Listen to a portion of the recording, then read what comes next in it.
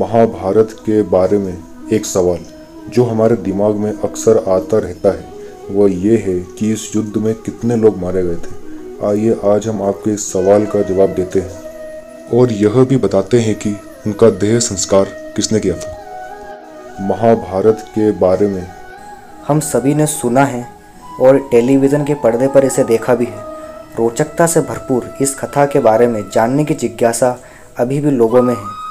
इस विश्व युद्ध में न केवल भारतवर्ष के राजाओं ने भाग लिया था बल्कि अन्य देशों के कई राजाओं ने भी इसमें हिस्सा लिया था।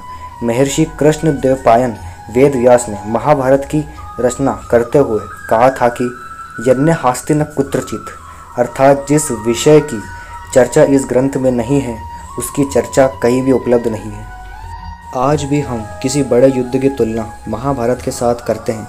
महाभारत के बारे में एक सवाल जो हमारे दिमाग में अक्सर आता रहता है वह यह है कि इस युद्ध में कितने लोग मारे गए थे। आइए आज हम आपके इस सवाल का जवाब देते हैं।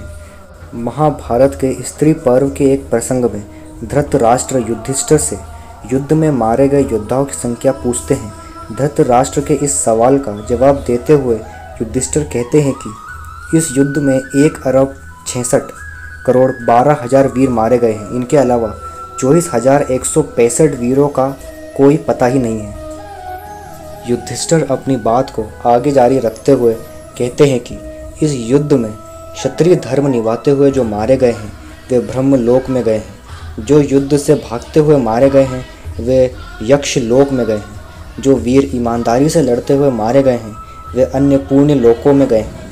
युधिष्ठिर के इन जवाबों को सुनकर धृतराष्ट्र को बेहद हैरानी हुई। उन्होंने युधिष्ठिर से पूछा कि आखिर तुम्हारे पास ऐसी कौन सी शक्ति है जिसके माध्यम से तुम्हें ये सारी बातें पता है। धृतराष्ट्र के इस सवाल का जवाब भी युधिष्ठिर ने बड़े ही शांत मन से देते हुए कहा कि वनवास के दौरान देवऋषि लोमश ने मुझे जो दिव्य दृष्टि दी थी उसी की सहायता से ये सारी गुप्त बातें मुझे पता चली है। युद्ध में मारे गए योद्धाओं के बारे में जानकर धृतराष्ट्र ने युधिष्ठिर को उन सभी का अंतिम संस्कार करने के लिए कहा। युधिष्ठिर ने कौरवों के पुरोहित सुधर्मा और अपने पुरोहित धौम्य को तथा संजय, विदुर, युयुत्सु आदि लोगों को युद्ध में मारे गए सभी योद्धाओं का शास्त्रोक्त अंतिम संस्कार करने की आज्ञा दी। इसके बाद सभी गंगा तट पर पहुँचे और मृतकों को श्रद्धांजलि दी।